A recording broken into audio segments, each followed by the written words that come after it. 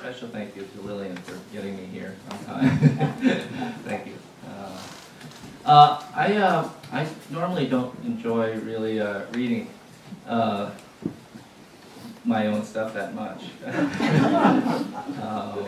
Just because just that's the way it is. So I'm just going to read just a little bit, just like a little tiny passage, and then I'd much rather, it's much more fun for me on the road to have conversation. So I hope you'll have lots of questions. You don't have to have questions about this book, obviously. It just came out a few days ago. So we can just talk about anything you like.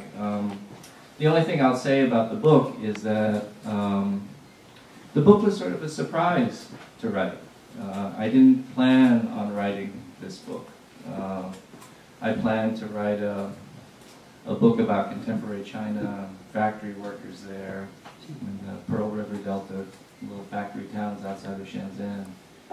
And I'd gone over and done a lot of research over there, visited a factory, really more like a factory, I guess, campus. It was really more like a campus. It's sort of, if you can imagine, the campus of a really run-down kind of prep school.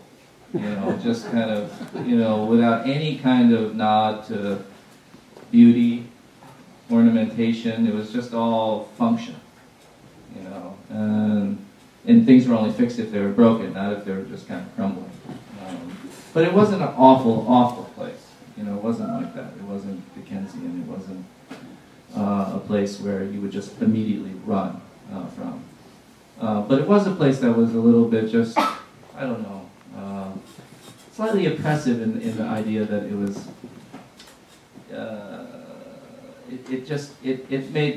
it really didn't recognize the people there in some way, right? There was no again, no paintings, no grass. It was really a facility, and even though I didn't end up writing about that place in particular, or the details of that place, and I remember the details quite well, I think I did bring over the sensibility of the place, the emotional feeling that I had about seeing the workers and the benches and seeing their empty dorm rooms. They were always working. I wasn't allowed to talk to them, but I was allowed to observe them. I did get a nice glimpse of where they lived.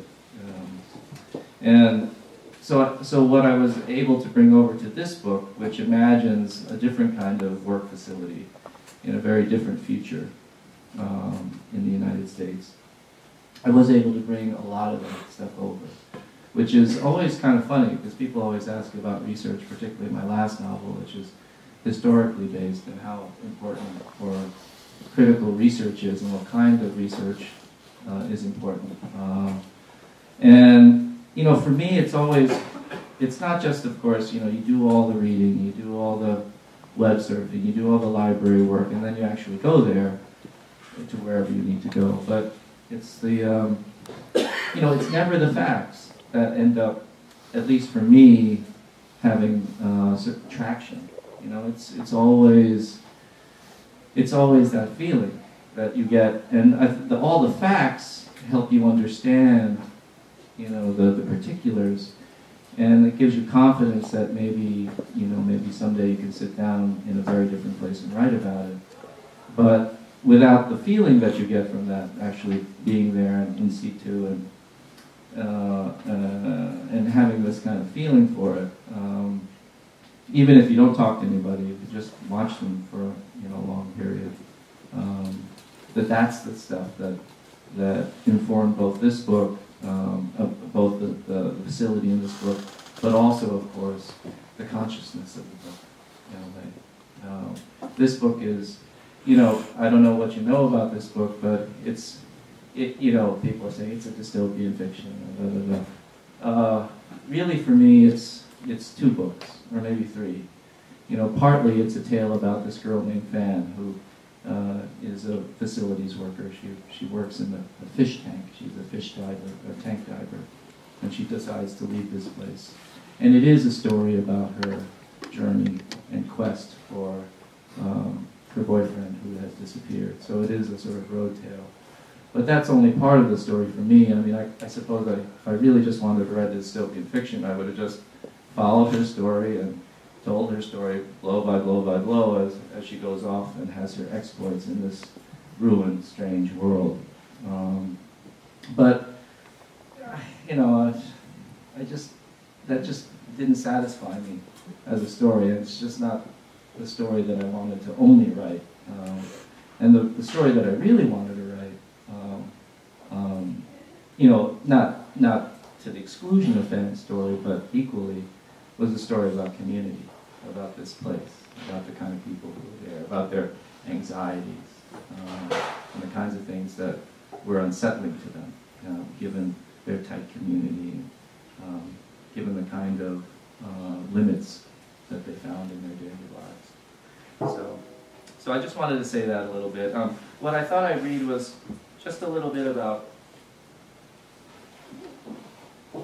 Fan herself. She's 16 years old, and she's this, you know, this facility called Beemore raises fishes and pristine vegetables for an elite charter class of people, so 1% or 0.5% or 0.1% people who demand, you know, unpoisoned, you know, pristine foodstuffs. And so her job is, as a tank diver, she cleans the tanks, she sort of takes care of the fish. And so I thought I'd just read a little bit about what she does. Yeah. I'm just going to go right from the middle of something. This is before she leaves the security of this facility. But if we may, let us picture her before the trouble, just as she was, clad in black neoprene, only the pale gleam of her bare feet and hands and face to indicate her humanity.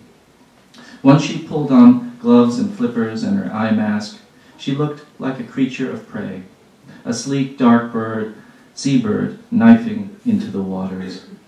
Of course, that's not what she did in the tanks, for her job was to husband and nurture the valuable fish that allow our community to do so well in this mostly difficult world.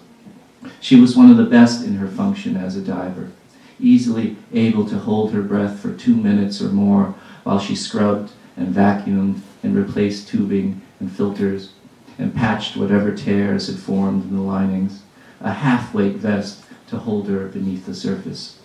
Even that was almost too heavy for her, and she would have to bend her knees while at the bottom of the 2-meter deep water and propel herself upward to breathe before descending again, her various tools attached to her work belt. Once submerged, a diver is not easily seen, given all the fish in the water. Naturally, as many healthy fish are raised as possible. She is a mere shadow among them, trained to do her tasks quickly and unobtrusively. That is why she uses no special breathing apparatus, aside from a snorkel, compressed gases causing too much of a disturbance. Fearful fish are not happy fish.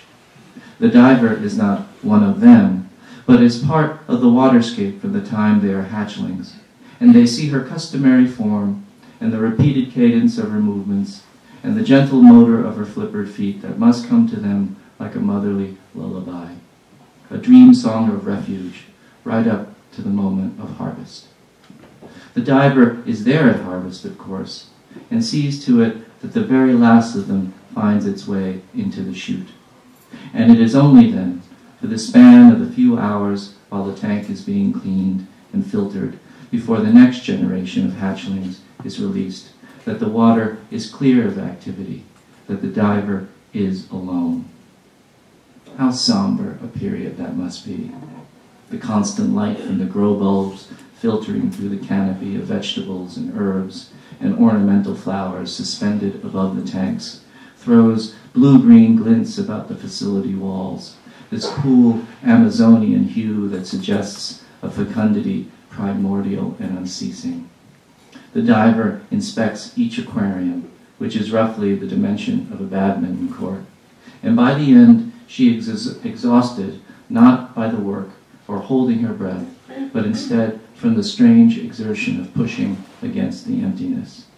For she is accustomed to the buoying lift of their numbers, how sometimes the fish seem to gird her and bear her along the tank walls like a living scaffold, or perhaps lead her to one of their dead by swarming about its upended corpse, or even playfully school themselves into just her shape and become her mirror in the water. At the pellet drop, they are simply fish again and thrash upward, mouths agape, the vibrato of the water chattering and electric as if bees were madly attempting to pass through her suit.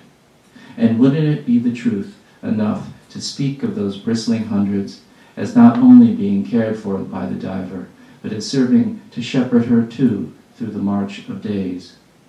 For who is she, given the many hours she and all the other members of her household spend at their jobs, and how generally sparse their conversation is during downtime, or when they're having their morning or evening meal while watching a vid or game? All around Bmore, it's much the same, which is happy enough. But maybe it's the laboring that gives you shape. Might the most fulfilling times be those spent solo at your tasks, literally immersed or not, when you are able to uncover the smallest surprises and unlikely details of some process or operation that in turn exposes your proclivities and prejudices both. And whether or not there is anything to be done about it, you begin to learn what you value most. I'll stop there.